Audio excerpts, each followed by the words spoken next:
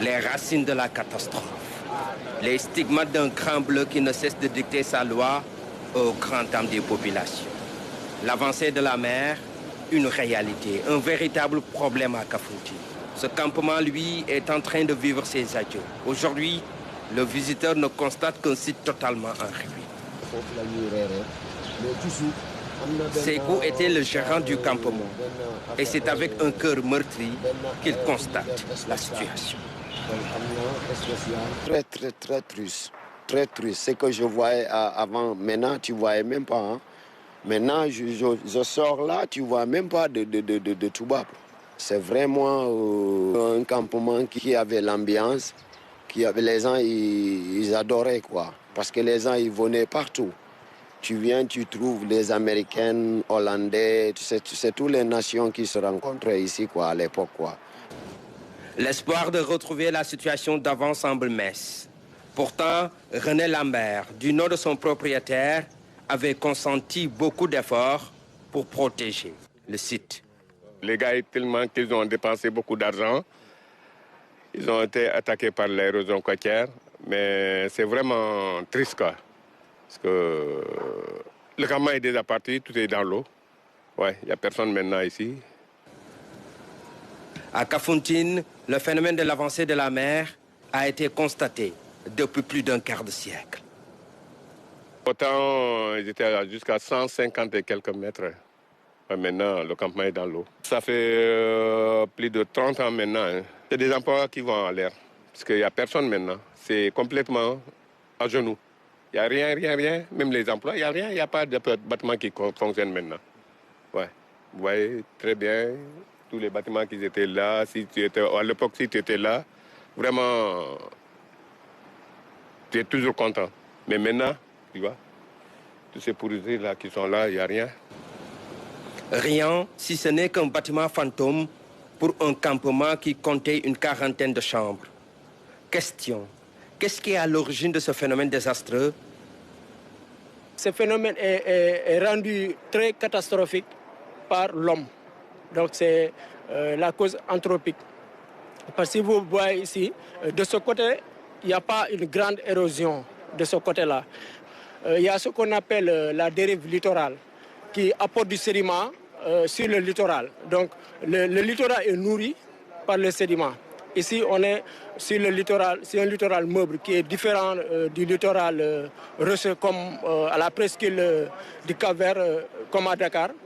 Un littoral meuble, donc très fragile. Mais il y a un autre phénomène qui accélère l'avancée de la mer. Il est relatif à l'extraction du sédiment. Le littoral est comme une banque qui est là. Il y a dépôt de sédiments et retrait de sédiments.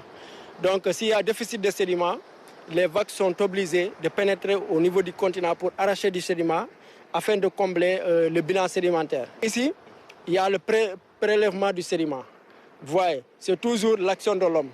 Il y a des personnes qui viennent prélever du sédiment par là, donc c'est des coquilles qui sont de ce côté-là. Ils viennent prélever ces coquilles-là pour la construction des campements et autres. Ce qui crée une ouverture et favorise la pénétration rapide du cran bleu vers le continent avec son lot de conséquences.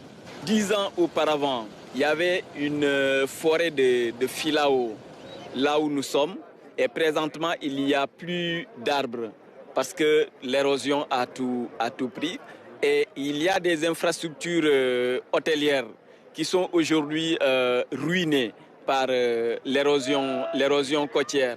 Et même les gens craignent pour leur vie parce que la bande qui est là, si toutefois elle est coupée, la mer va envahir le village.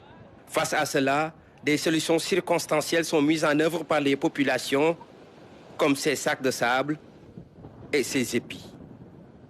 C'est ce qu'on qualifie de mesures douces, avec des sacs de sable pour freiner. Mais il y a également des mesures basées sur la nature avec l'expérience des épis perméables que nous avons expérimenté à Diogué et que nous sommes en train d'expérimenter ici. À 8 km de Kafountine, à Béné, un village fortement touché par le phénomène de l'érosion côtière. L'hôtel de Kalissaï vit ses derniers jours.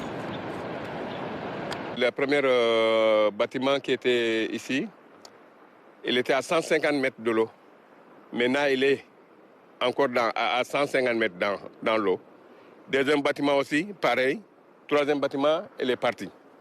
Ce qui veut dire que seules des solutions durables peuvent régler le problème. Nous savons que le projet Waka intervient et doit intervenir à Kafountine.